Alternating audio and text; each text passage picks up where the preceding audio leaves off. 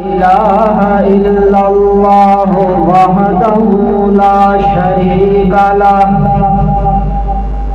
وحده لا نظير له ولا وزير له ولا مشير له ولا ند له ولا ضد له ولا كثير له ولا معين له ولا مداني له ولا مناظر له ولا مدازم له ولا مضارع له ولا مقارن له ثم نشهد أن من هو سيدنا سندنا سيدنا وسيمنا كسيمنا نسيمنا أعلانا أتقانا أشفانا أرفعنا سيدنا ولينا تقينا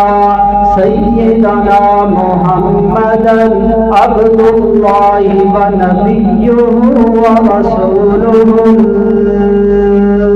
الأكرم أما بعد فأعوذ بالله من الشيطان الرجيم بسم الله الرحمن الرحيم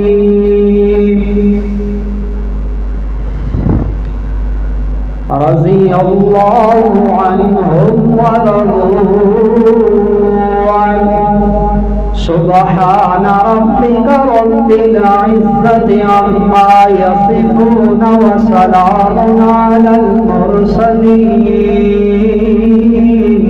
والحمد لله رب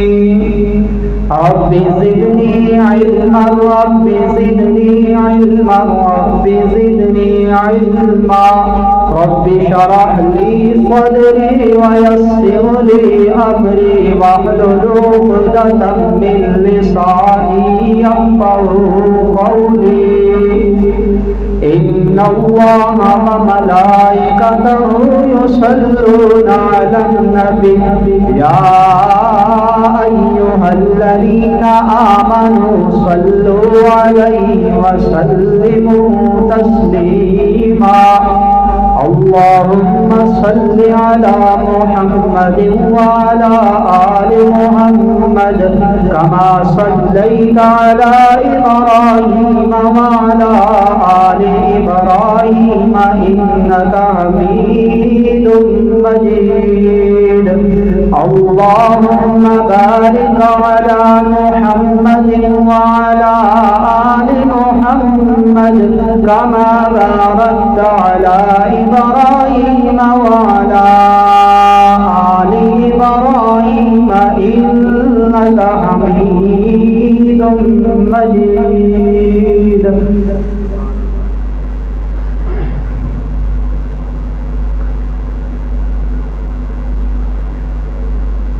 اسلامی سال کے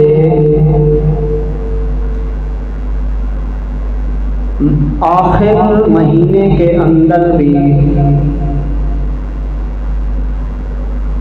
اسلام کے لیے بہت عظیم قربانی دینے والے خلیفہ ثالث سیدنا عثمان ابن عفان رضی اللہ تعالی عنہ کی شہادت 18 ذوالحجہ کو پیش آئی۔ اسی طرح اسلامی سال کی ابتدا کے اندر بھی بہت عظیم شخصیت خلیفہ دوم مراد رسول حضرت سیدنا عمر فاروق رضی اللہ تعالی عنہ کی شہادت یکم محرم الحرام کو پیش آئی۔ اسلام کی سال کی ابتدا بھی قربانیوں سے ہوئی اور انتہا بھی قربانی پر ہوئی، اور قربانی بھی شہادت بھی کوئی عام ہستیوں کی نہیں، انبیاء کے بعد سب سے مکرم عظمت والی جماعت صحابہ کرام کی عظیم شخصیات سے قربانی لی گئی۔ اگر قربانی کے بغیر اسلام بغیر قربانی کے آتا تو یہ عظیم سانے پیش نہ آتے۔ اسلام مانگتا ہی قربانی ہے، کبھی جان کی قربانی، کبھی مال کی قربانی، کبھی نفس کی قربانی، مختلف قربانیوں کی وجہ سے اسلام زندہ ہوتا ہے۔ خیر، یکم محرم الحرام کو مراد رسول حضرت عمر فاروق رضی اللہ تعالی عنہ کی عظیم شہادت اس کو سامنے رکھتے ہوئے اس مختصر وقت کے اندر آپ کی عظمت پر چند باتیں پیش کروں گا۔ اللہ سے دعا ہے کہ اللہ رب العزت مجھے حق سچ کہنے کی اور اس کے بعد ہم سب کو اس پر عمل کرنے کی توفیق عطا فرمائے۔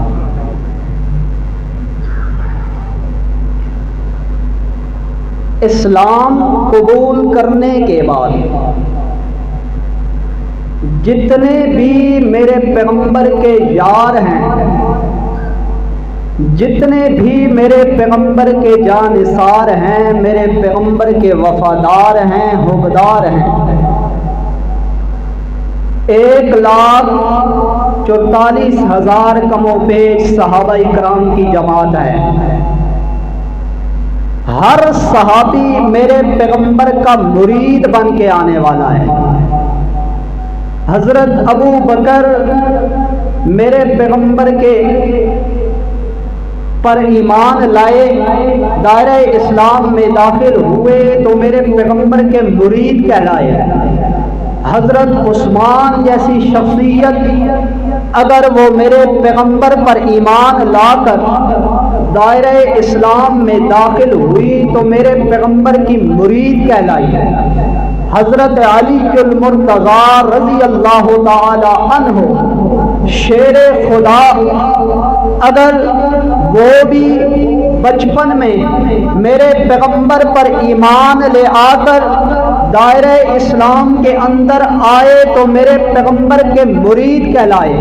حتیٰ کہ جتنے بھی مقتدر اور بڑی بڑی صحابہ کرام کی جماعت میں سے بڑی بڑی شخصیات ہیں، ایمان لانے کے بعد وہ میرے پیغمبر کے مرید بن کر آئے۔ ایک شخصیت ہے جسے دنیا فاروق اعظم کے نام سے جانتی ہے، جب وہ ایمان لے کر آئے تو میرے پیغمبر کے مرید نہیں بلکہ مراد بن کر آئے، میرے پیغمبر کے مراد بن کر آئے۔ باقی ہر شخص، ہر صحابی اپنی مرضی سے آیا، لیکن عمر اپنی مرضی سے نہیں آیا بلکہ عمر کو مانگا گیا۔ عمر اپنی مرضی سے نہیں آیا بلکہ امام الانبیاء صلی اللہ علیہ وسلم نے اللہ سے رو رو کر حضرت عمر کو مانگا، فرمایا اللہم اید الاسلام عمر ابن الخطاب، یا الہ العالمین اسلام کو عظمت دینے کے لیے، اسلام کو عزت بخشنے کے لیے مجھے عمر کی ضرورت پڑ گئی ہے۔ کس کی ضرورت پڑ گئی ہے؟ عمر کی ضرورت پڑ گئی ہے۔ تو اس لیے تمام صحابہ میرے پیغمبر کی مراد ہیں اور عمر میرے پیغمبر کا مرید بن کے آیا۔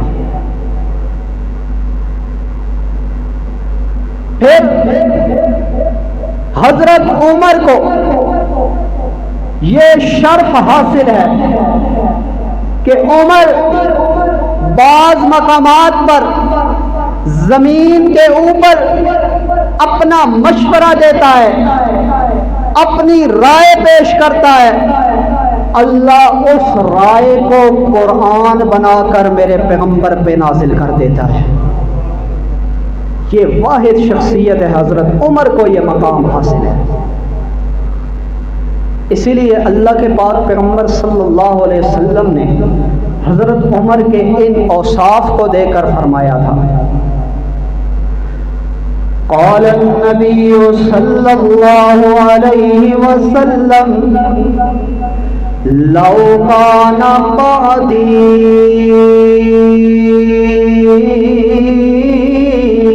نبی لو کان عمر او کما قال النبی صلی اللہ علیہ وسلم۔ اللہ کے پاک پیغمبر محمد الرسول اللہ صلی اللہ تعالی علیہ وسلم فرماتے ہیں، او کائنات کے رہنے والوں، میرے 1,44,000 صحابہ کرام کی جماعت میں سے یہ عمر کو یہ شرف حاصل ہے۔ اللہ کے پاک پیغمبر فرماتے ہیں، انا خاتم النبیین لا نبی بعدی، میں محمد الرسول اللہ صلی اللہ علیہ وسلم اس کائنات کا آخری نبی اور پیغمبر بن کے آیا ہوں، میرے بعد کوئی نبی قیامت کی صبح تک نہیں آئے گا۔ جو بھی نبوت کا دعویٰ کرنے والا ہوگا وہ کذاب تو ہو سکتا ہے، وہ جھوٹا تو ہو سکتا ہے، وہ اصلی بدبخت تو ہو سکتا ہے، لیکن اپنے دعوے نبوت کے اندر سچا نہیں ہو سکتا۔ اللہ کے پاک پیغمبر فرماتے ہیں، اگر میرے بعد کوئی نبی بننے کے قابل ہوتا، اگر میرے بعد یہ شرف کسی کو حاصل ہوتا کہ نبوت اس کو عطا کی جاتی، اگر میرے بعد نبوت کے قابل کوئی شخصیت تھی تو وہ عمر ہے۔ کون ہے؟ چونکہ میرے بعد نبی آنا نہیں، اگر آنا ہوتا، لو اسے اہل علم کی اصطلاح میں فرضیہ کہا جاتا ہے کہ فرض کر لو، ویسے ہے نہیں، اگر فرض کر لو کہ میرے بعد کوئی پیغمبر ہوتا تو وہ کون ہوتا؟ عمر ہوتا۔ اسی طرح ایک اور مقام پہ اللہ نے فرمایا، لو کان فیہما آلہۃ الا اللہ لفسدتا، ویسے تو میں اللہ کے علاوہ اس کائنات میں الہ کوئی نہیں، اگر میں اللہ کے علاوہ کوئی الہ ہوتا تو کیا ہوتا؟ فساد ہوتا۔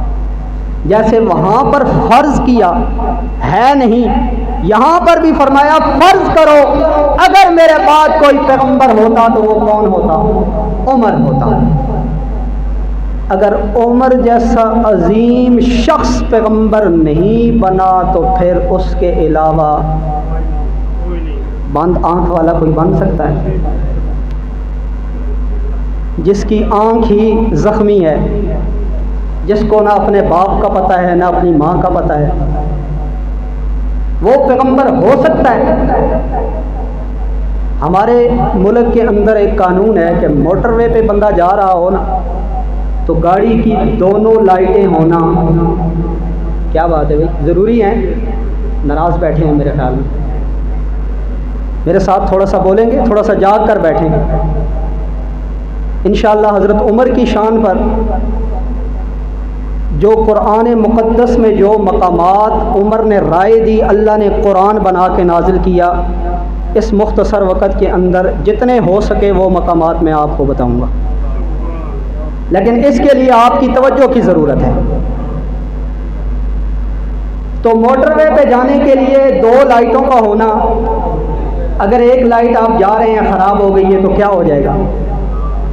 بولتے نہیں ہیں، چلان ہو جائے گا۔ جب ہمارے ملک کے قانون کے اندر راستے پہ گاڑی میں سفر کرنے کے لیے دو لائٹوں کا ہونا ضروری ہے، تو ایمان کے اندر آنے کے لیے ایک لائٹ کا ہونا ضروری ہے۔ تمام اہل سنت، محدثین، مفسرین، 1400 سال کے علماء کا اتفاق ہے کہ جو پیغمبر اور نبی ہوتا ہے وہ پیدائش سے لے کر وفات تک ہر چھوٹے بڑے عیب سے بھی پاک ہوتا ہے اور گناہ سے بھی پاک ہوتا ہے۔ تو ایک آنکھ کا نہ ہونا یہ عیب تو نہیں ہے؟ عیب ہے کہ نہیں؟ تو اس لیے خیال کرنا، جب آپ باہر سوسائٹی میں موو کریں گے تو بہت سارے لوگ آپ کو ملیں گے یہ دعوت دینے والے، پھر اس وقت بندہ پریشان ہو جاتا ہے۔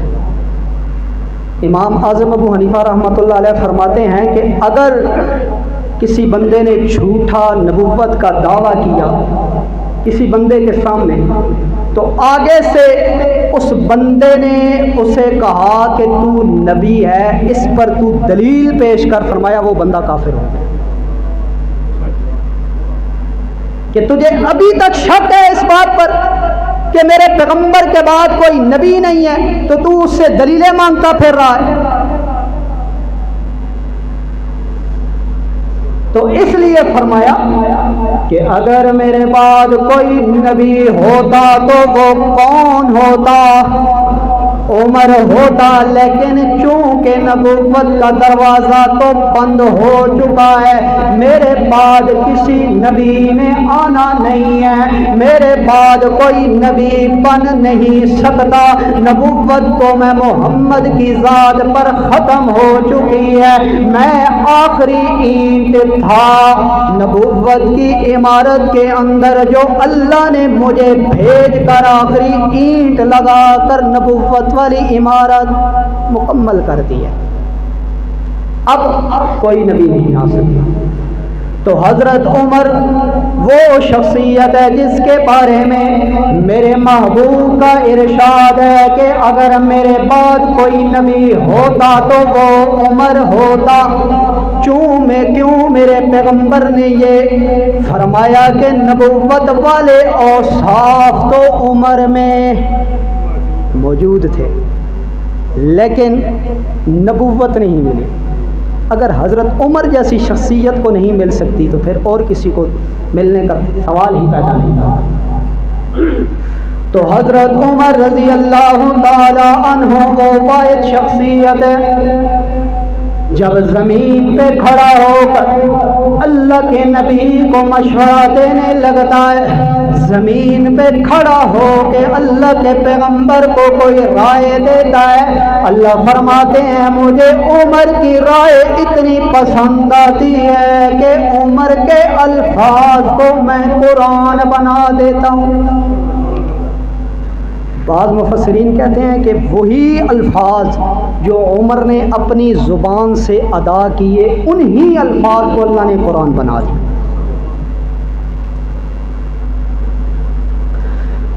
اللہ کے پاک پیغمبر محمد الرسول اللہ صلی اللہ تعالی علیہ وسلم ایک دفعہ عمرہ کرنے کی غرض سے بیت اللہ جاتے ہیں، ساتھ آپ کے پیغمبر کا وفادار صحابی حضرت عمر بھی موجود ہے۔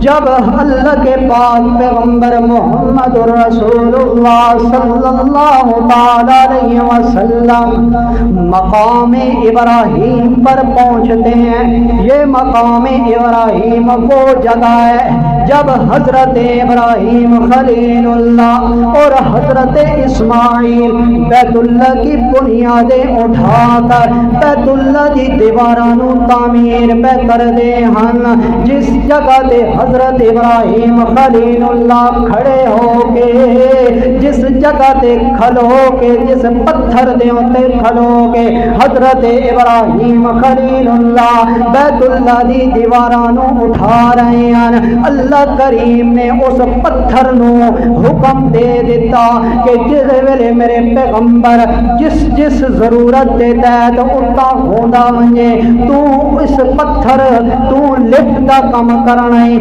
جو میرے پیغمبر نو ضرورت اٹھا دی پہ ونجے تو بھی اٹھا اٹھایا ونجے، اے او پتھر جس لفٹ دا کم دیتا ہے اس جگہ تے جڑے ویلے حضرت ابراہیم نے پیر رکھے اللہ کریم نے انہاں پیراں دے نشان نو بھی محفوظ کر دیتا، جڑے ویلے حضرت عمر اتنے پہنچدے نے دیکھے کہ وہ جگہ ہے جڑے ویلے حضرت ابراہیم بیت اللہ دی تعمیر پہ کر دیاں اس پتھر تے کھلو کے دونا بیت اللہ نو تعمیر کیتا ہے، حضرت عمر جڑے ویلے پہنچدے نے آدھے نے سونیا دا سردار میں عمر دی خواہش ہے اس جگہ تے اتے میں 2 رکعت نماز نفل پڑھنا چاہتا ہوں،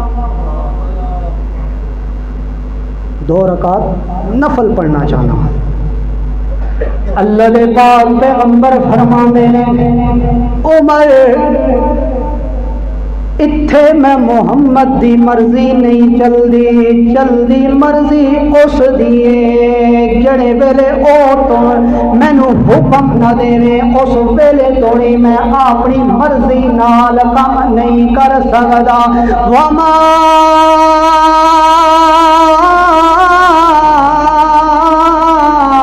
ينطق عن الهوى إن هو إلا وحي يوحى۔ اللہ دے پاک پیغمبر فرماندے نے اتھے میں محمد دی مرضی کا نہیں چل دی، میں محمد اپنی زبان کو اس کی اجازت کے بغیر حرکت بھی نہیں دے سکتا، جب تک وہ نہ کہے تو میں کچھ بھی نہیں کر سکتا، عمر اس کے آرڈر کا پابند ہو، جب تک وہ مجھے نہ کہے میں تمہیں اجازت نہیں دے سکتا کہ تم یہاں پر 2 نفل پڑھو۔ ابھی یہ باتیں ہو رہی تھی اللہ نے جبریل کو بھیجا، جا میرا عمر رائے دے رہا ہے، میرا عمر مشورہ دے رہا ہے، میرے عمر کے دل کے اندر یہ تڑپ پیدا ہو چکی ہے، عمر کے دل کے اندر یہ آرزو پیدا ہو چکی ہے، جبریل جانا میرے پیغمبر کے اوپر قرآن کی آیت لے کر جا، وَاتَّخِذُوا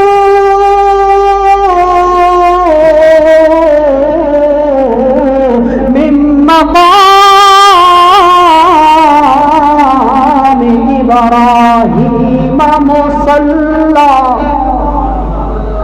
او جبریل عمر کے دل کے اندر یہ آرزو آئی ہے کہ میں مقام ابراہیم پر 2 رکعت نماز نفل پڑھنا چاہتا ہوں، میرا جبریل جانا میرے پیغمبر کے اوپر یہ آیت لے کر جا۔ اب عمر کی آرزو کی وجہ سے صرف عمر نے نہیں 2 نفل پڑھنے بلکہ قیامت کی صبح تک آنے والا جو بندہ بھی بیت اللہ کی حدود کے اندر آئے گا عمرے کی نیت سے آئے گا، جب وہ اس مقام پر پہنچے گا تو 2 رکعت نماز نفل پڑھے گا۔ یہ عمر نے زمین پر رائے دی، اللہ نے فرمایا کہ عمر کی رائے ہے اس کو قانون بنا دو۔ آج لوگ کہتے ہیں جی حضرت عمر نے 20 رکعت تراویح جو ہے وہ بدعت نکالی ہے۔ وہ اللہ کے بندے تو حضرت عمر کی رائے کا، تو حضرت عمر کی بات کا احترام نہیں کرتا نہ کر، میرا اللہ حضرت عمر کی رائے کا احترام کر رہا ہے، تو کون ہوتا ہے اعتراض کرنے والا؟ جب قرآن حضرت عمر کی رائے پر اللہ اتار سکتا ہے تو 20 رکعت تراویح یہ حضرت عمر نے اپنی طرف سے کی ہے۔ صحابہ اکرام جتنے بھی موجود تھے سب نے خاموشی اختیار کی، کسی نے نہیں کہا کہ نبی کے زمانے میں یہ کام نہیں تھا، آپ نے کیوں نکالا ہے۔ 1400 سال کے بعد یہ لوگ اعتراض کرتے۔ خیر، حضرت عمر نے جب یہ جبریل امین آیا اللہ کے پیغمبر کے اوپر یہ آیت لے کر آیا، حضرت عمر کے دل کو تسلی ہو گئی کہ اللہ نے میری آرزو کا پاس رکھ لیا۔ حضرت عمر نے بڑی خوشی کا اظہار کیا اور خوشی خوشی 2 رکعت نماز نفل پڑھی۔ پہلا مقام۔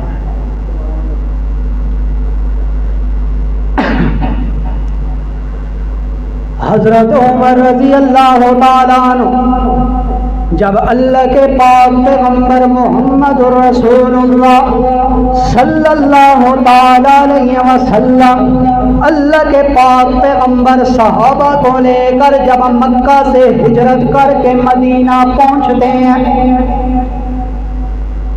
مکہ کے اندر تو اللہ کے پیغمبر بیت اللہ کی طرف اور بیت المقدس کی طرف دونوں کی طرف یک وقت ہو کر نماز ادا کیا کرتے تھے۔ ممکن بھی تھا، بیت اللہ چاروں طرف سے ہے، بیت المقدس کی طرف منہ کر کے بندہ پیچھے ہو کے بیت اللہ کی طرف بھی منہ ہو گیا اور بیت المقدس کی طرف بھی منہ ہو گیا، لیکن جب مدینہ تشریف لائے تو پھر یہ کام ممکن نہ رہا، کیونکہ حکم یہ تھا کہ بیت المقدس کی طرف منہ کر کے نماز پڑھنی ہے۔ 17 مہینے تک چونکہ یہی کام چلتا رہا۔ 17 مہینوں کے بعد اللہ کے پاک پیغمبر کے دل کے اندر بھی یہ تمنا پیدا ہوئی کہ بیت المقدس قبلہ تبدیل ہو کے تو بیت اللہ ہو جانا چاہیے۔ یہ آرزو اللہ کے پیغمبر کے دل کی بھی ہے اور ساتھ مراد رسول کے دل کی بھی ہے۔ حضرت عمر نے بھی، ان کا بھی یہی دل ہے کہ کاش ہمیں بیت اللہ کی طرف منہ کر کے نماز پڑھنے کی اجازت مل جائے، اور کئی مرتبہ حضرت عمر نے اس آرزو کا اظہار کیا آن جناب کے سامنے۔ نبی علیہ السلام نے فرمایا عمر بات وہی ہے، میں بھی پابند ہوں اللہ کے حکم کا، جب تک اللہ حکم نہیں دیں گے تو اس وقت تک میں یہ کام نہیں کر سکتا۔ چنانچہ 17 مہینوں کے بعد اللہ نے اپنے پیغمبر کی رائے کا بھی احترام کیا اور مراد رسول کی رائے کا بھی احترام کرتے ہوئے اللہ کریم نے آرڈیننس جاری کر دیا، اللہ کریم نے حکم نامہ جاری کر دیا، اور حکم نامہ بھی اس طرح جاری نہیں کیا کہ 4 رکعتیں پڑھ لیں اگلی 4 رکعتوں میں بیت اللہ کی طرف منہ کرنا ہے، نہیں، ایسے نہیں کہا۔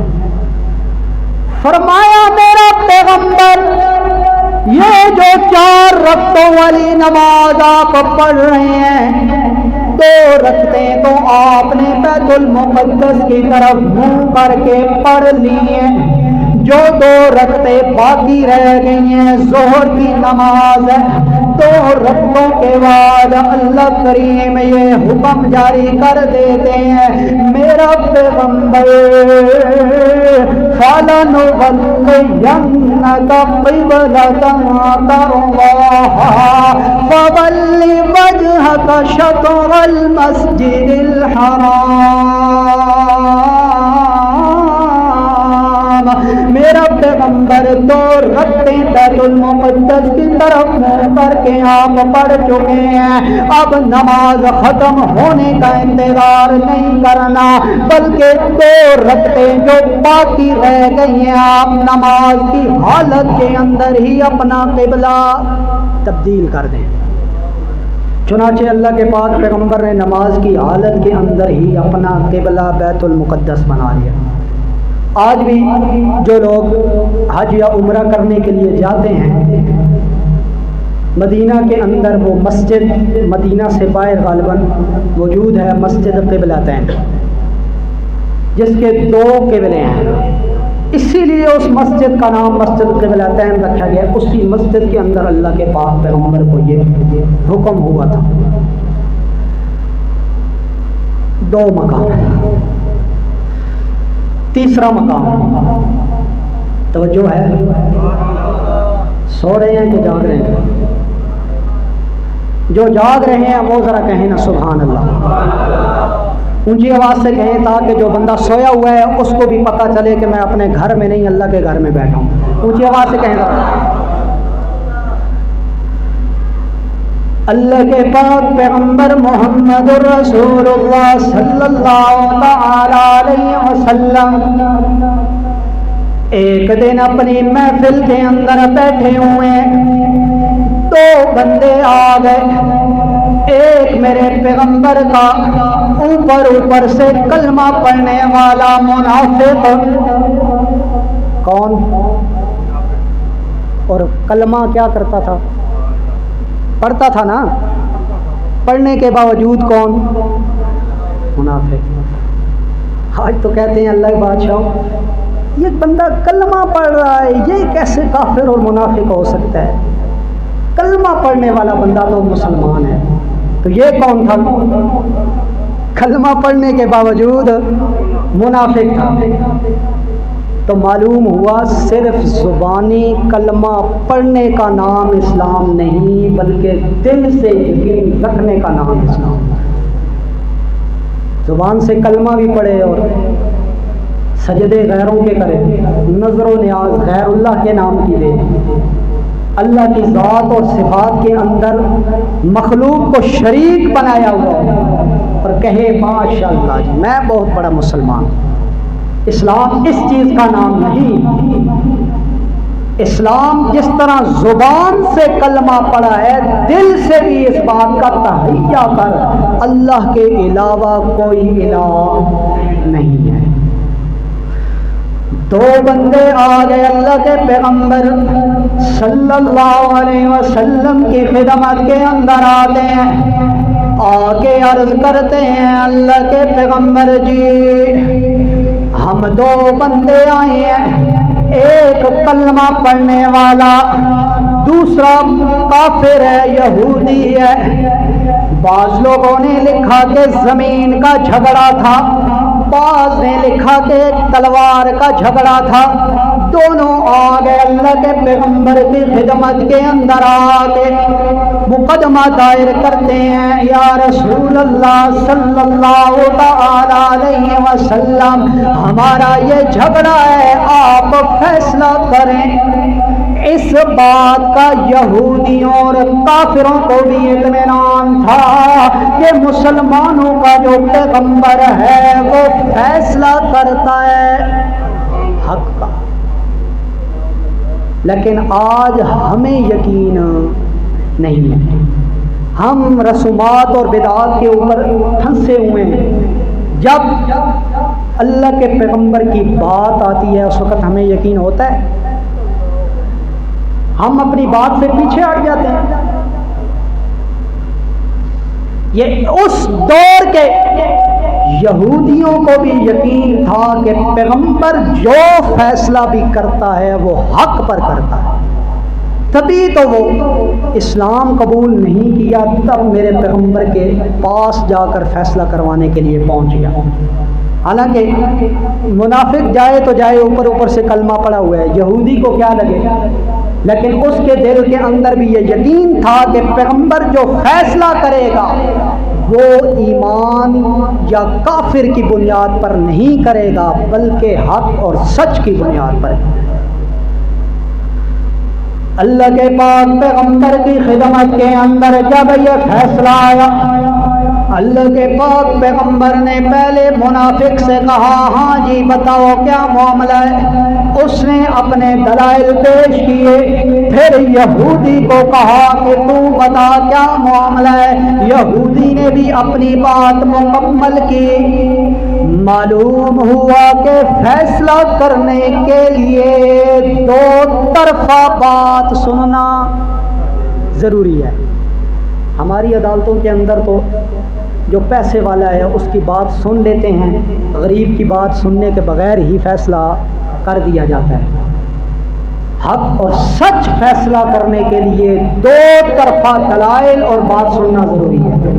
ایک بندے کی بات سنیں گے، جب دوسرے کی سنیں گے نہیں تو آپ کو کیسے پتہ چلے گا کہ اس کا موقف کیا ہے اور اس کے دلائل کیا ہیں؟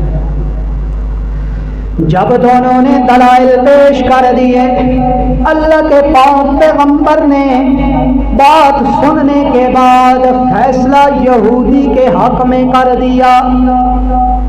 منافق وہاں سے اٹھا، تکلیف تو اس کو اندر ہی اندر بڑی ہوئی کہ میں زبان سے اللہ کے نبی کا کلمہ پڑھنے والا ہوں، لیکن اللہ کے پیغمبر نے اس کلمے کا لحاظ نہیں رکھا اور کافر اور یہودی کے حق میں فیصلہ کر دیا ہے۔ چنانچہ جب وہ وہاں سے باہر نکلا، رستے کے اندر جاتے ہوئے اس یہودی سے کہنے لگا فیصلہ تو جو اللہ کے پیغمبر نے کرنا تھا وہ کر دیا ہے، ہم گھر جا رہے ہیں، راستے میں حضرت عمر کا گھر آتا ہے، حضرت عمر سے مور نہ لگوا لے، تصدیق ہو جائے گی۔ ذرا اس کو پتا تھا نا حضرت عمر تھوڑے سے غصے کے تیز ہیں، جلالی طبیعت کے بندے ہیں، جب دیکھیں گے ایک طرف کلمہ پڑھنے والا ہے اور ایک طرف کافر ہے تو فیصلہ کلمہ پڑھنے کے حق میں کر دیں گے، لیکن آنے والے حالات کا تو اس کو پتہ نہیں تھا کہ میرے ساتھ کیا ہونا ہے۔ چنانچہ جب حضرت عمر کے دروازے پہ پہنچتے ہیں، دروازہ کھٹکھٹایا، حضرت عمر نے دروازہ کھولا، کیوں آئے ہو میرے پاس؟ یہودی کہنے لگا کہ یہ ایک جھگڑا ہے، ہم اس کا فیصلہ کروانے کے لیے آئے ہیں۔ منافق نے کہا کہ یہ ایک جھگڑا ہے، ہم فیصلہ کروانے کے لیے آئے ہیں۔ جب منافق نے یہ بات کی تو یہودی بول پڑا، بات سنیں حضرت عمر جی، پتہ تو یہودی کو بھی تھا کہ جو فیصلہ اللہ کے پیغمبر کرتے ہیں وہ فیصلہ عمر کا بھی ہوتا ہے، پتہ اس کو بھی تھا، وگرنہ وہ کہتا نا اللہ کے نبی نے فیصلہ کر دیا ہے تو کیا ضرورت ہے حضرت عمر کے پاس جانے، لیکن اس کو بھی پتہ تھا کہ نبی کے فیصلے کے سامنے عمر بھی فیصلہ نہیں کر سکتا۔ جب یہ بات ہوئی، یہودی کہنے لگا بات سنیں، یہ فیصلہ تو آپ کے پاس لے کر آیا ہے، اس سے پہلے یہ فیصلہ آپ کے پیغمبر میرے حق میں کر چکے ہیں۔ حضرت عمر نے جب یہ بات سنی تو غصے میں لال پیلے ہو کے کہنے لگے جب فیصلہ اللہ کے نبی کر چکے ہیں تو میرے پاس کیا لینے آئے ہو؟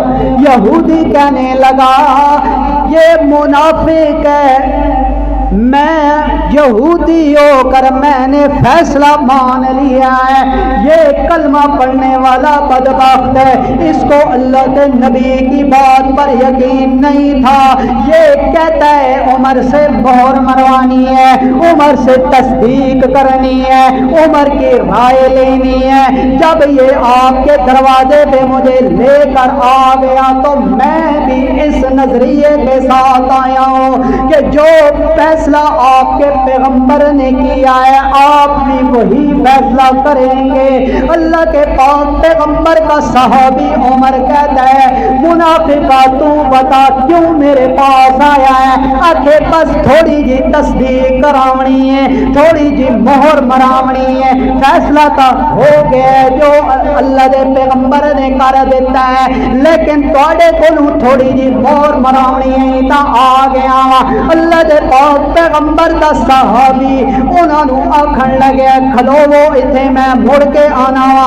جڑے ویلے اللہ کے پاک پیغمبر کا وہ صحابی گھر گیا، تلوار نیام سے نکالی، باہر آ کے اس کلمہ پڑھنے والے منافق کی گردن اڑا دی. کس کی گردن اڑائی؟ کلمہ پڑھنے والے. جب گردن اڑائی، جو منافق لوگ تھے مدینے کے اندر، اس کی برادری والے، خاندان والے، کنبے والے، قبیلے والے، یہ سارے جمع ہو گئے اور حضرت عمر کے خلاف پروپیگنڈا شروع کر دیا کہ عمر نے کلمہ پڑھنے والا مسلمان بندہ مار دیا ہے. سراپا احتجاج ہو کر وہ اللہ کے پیغمبر کی خدمت میں اندر آ کر کیس دائر کر دیتے ہیں حضرت عمر کے خلاف. آپ کے ماننے والے نے، حضرت عمر نے کلمہ پڑھنے والا بندہ مار دیا ہے. یہ کہاں کا انصاف ہے کہ اپنے ہی اپنوں کو مار دے؟ یہ کہاں کا انصاف ہے؟ حضرت عمر کے بارے میں جب یہ بات سنی، اللہ کے پیغمبر پریشان ہو گئے. پریشان کیوں ہوئے؟ کیونکہ آپ کو اندر کے حالات کا پتہ، بولو تو صحیح، پتہ ہے. عالم الغیب ہے تو وہ کون ہے؟ اللہ ہی. اللہ بھی نہیں، اللہ ہی پہ زور لگایا. دیکھیں کوئی ساتھ کوئی بھی کا بیمار نہ بیٹھا ہو. اگر اللہ کے پاک پیغمبر کو علم غیب حاصل ہوتا تو اللہ کے پیغمبر کہتے یہ مسلمان بندہ نہیں تھا بلکہ منافق تھا. بحمداللہ قرآن مقدس پورے کا پورا گواہ ہے، اور حدیث رسول اللہ سے اور ہر واقعے سے یہ بات ثابت اللہ کرتے ہیں کہ عالم الغیب ہے تو کون ہے؟ اللہ. جب یہ کیس آ گیا اللہ کے پیغمبر کی خدمت کے اندر، اللہ کے پیغمبر نے حضرت عمر کو بلایا. بات وہی آئی نا، صرف منافقوں کی بات پر فیصلہ نہیں دیا. حضرت عمر کو بلایا، آ گیا مراد رسول. جب آ کے اللہ کے پیغمبر کے سامنے آ کے بیٹھتا ہے، اللہ کے پیغمبر نے فرمایا عمر تیرے خلاف کیس دائر ہوا ہے، تو نے مسلمان کلمہ پڑھنے والا بندہ اس کی گردن اڑا دی ہے. میں پوچھ سکتا ہوں کیوں ایسا کی ہے؟ حضرت محمد رسول اللہ صلی اللہ علیہ وسلم نے جب یہ سوال کیا، حضرت عمر کہتے ہیں او یا رسول اللہ صلی اللہ علیہ وسلم تسلیما کثیرا کثیرا، میرے ماں باپ پہ قربان ہو جائیں، میں نے کلمہ پڑھنے والا تو ضرور تھا لیکن مسلمان نہیں تھا. منافق بندہ مارا ہے. وہ کہیں جی مسلمان تھا، حضرت عمر کہیں منافق تھا. نبی کریم صلی اللہ علیہ وسلم پریشان ہو گئے، چونکہ غیب کا علم تو اللہ کے پاس ہے. جب تک اوپر سے کوئی اطلاع، اوپر سے کوئی حکم آئے نا، اللہ کے پاک پیغمبر پریشان، ادھر حضرت عمر بھی پریشان کہ کیس تو دائر ہو گیا، اب صفائی کون دے گا؟ جب حضرت عمر پریشان ہوئے، اللہ کریم نے جبریل کو بھیجا. جبریل کھڑا کیوں ہے؟ عمر کے دل پہ بنی ہوئی ہے. جبریل آیا اور آ کر میرے پیغمبر کو یہ پیغام سنایا. جبریل آیا قرآن لایا، جبریل آیا میرے پیغمبر پر وحی لایا. آ کر کہتا ہے یا رسول اللہ صلی اللہ علیہ وسلم، اللہ نے یہ پیغام بھیجا ہے فلا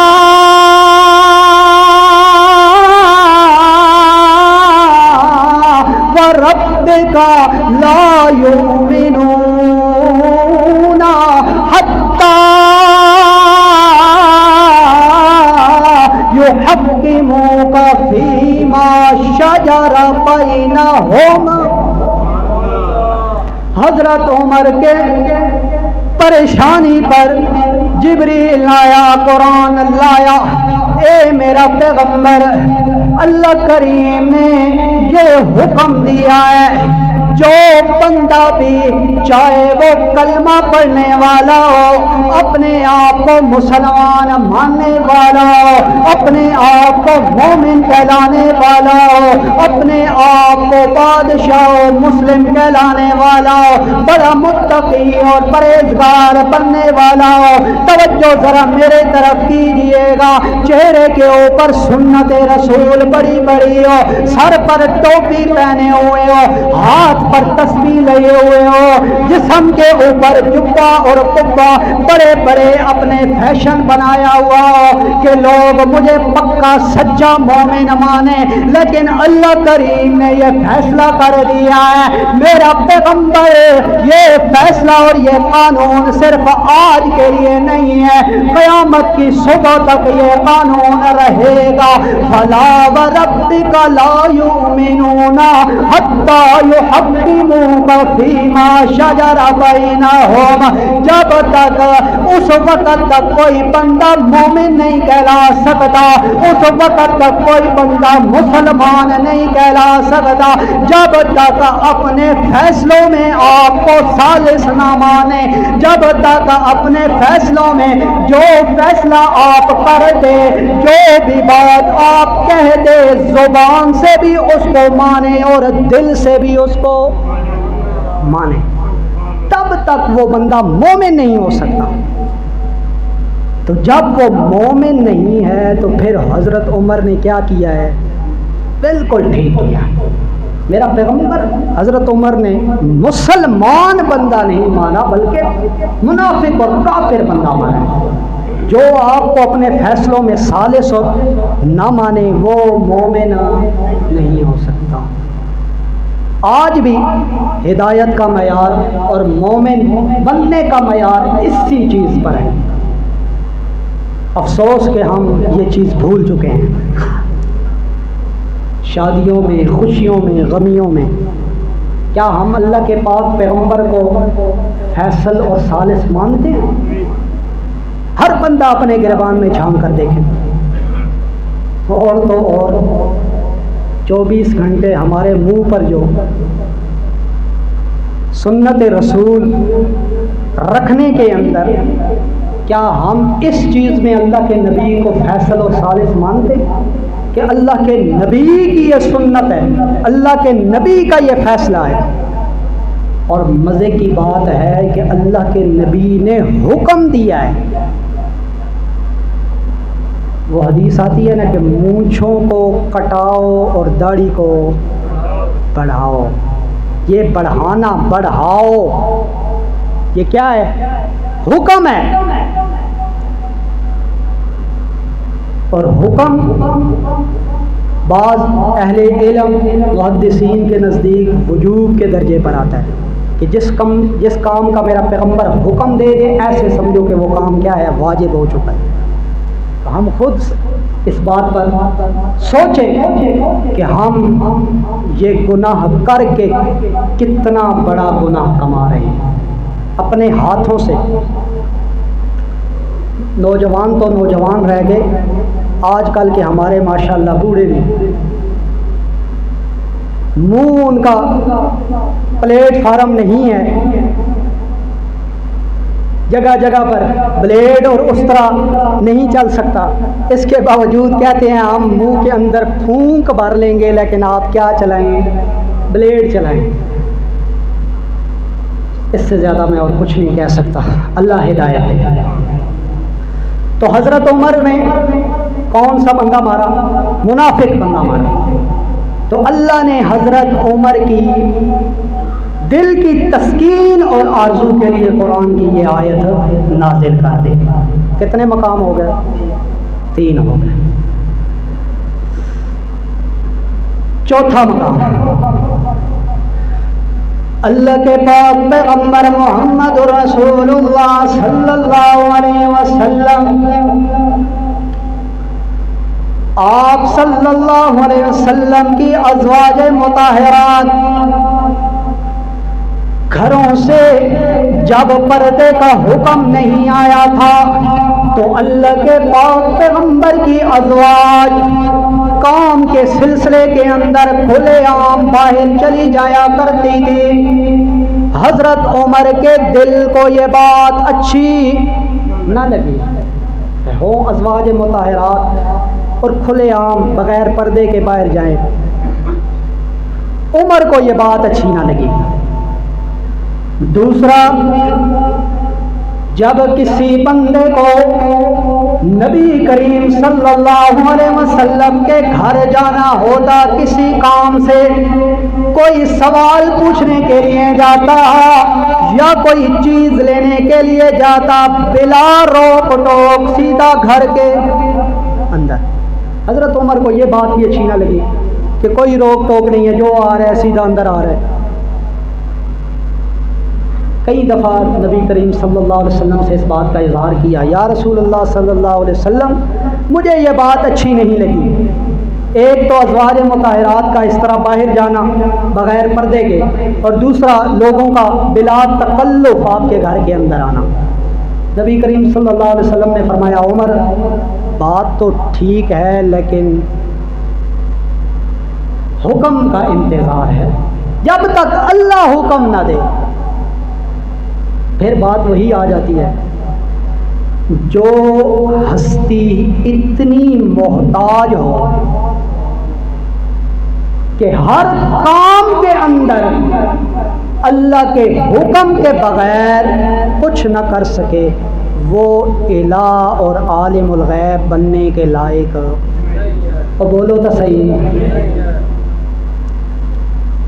پتہ نہیں لوگوں کو کہاں سے دھوکہ لگا۔ بات لمبی ہو جائے گی۔ عطا اللہ شاہ بخاری رحمۃ اللہ علیہ فرمایا کرتے تھے، جب میں محمد رسول اللہ صلی اللہ علیہ وسلم کو دیکھتا ہوں، ان کا حسن دیکھتا ہوں، ان کا جمال دیکھتا ہوں، ان کی زلفوں کی سیاہی کو دیکھتا ہوں، ان کے یاسین والے دندان مبارک کو دیکھتا ہوں، الم نشرح لک صدرک والے سینے کو دیکھتا ہوں، ورفعنا لک ذکرک والے شان کو دیکھتا ہوں، تو عطا اللہ شاہ کا دل کرتا ہے کہ سجدہ کروں تو اس ہستی کو کروں۔ لیکن جب عطا اللہ شاہ دیکھتا ہے کہ بدر کے میدان کے اندر یہی پیغمبر اپنا سر سجدے میں رکھ کر اس کے سامنے سر مسجود ہے، تو عطا اللہ شاہ سمجھ گیا اصل سجدہ کرنے کے لائق تو وہ ہستی ہے جس کے سامنے یہ پیغمبر جھک رہا ہے۔ تو جب اللہ کے پاک پیغمبر کے سامنے حضرت عمر نے یہ رائے پیش کی، اللہ کے پاک پیغمبر فرماتے ہیں عمر حکم کا انتظار ہے۔ چنانچہ یہ باتیں ہو رہی تھی، اللہ کو عمر کی رائے اتنی پسند آئی، گویا کہ اللہ انتظار میں تھا کہ عمر رائے دے اور میں قرآن نہیں سمجھے، گویا کہ اللہ نے عمر کی رائے کا پاسداری رکھنی تھی کہ عمر یہ رائے دے تو میں یہ حکم نازل کروں۔ حضرت عمر نے جب یہ رائے دی، اللہ کریم نے قرآن کی آیت نازل کر کے یہ حکم جاری کر دیا، میرا پیغمبر حضرت عمر کی رائے کو میں قرآن بنا کے نازل کر رہا ہوں۔ فرمایا وَقَرْنَ فِي بُيُوتِكُنَّ وَلَا تَبَرَّجْنَ تَبَرُّجَ الْجَاهِلِيَّةِ وَأَقِمْنَ الصَّلَاةَ وَآتِينَ الزَّكَاةَ وَأَطِعْنَ اللَّهَ وَرَسُولَهُ إِنَّمَا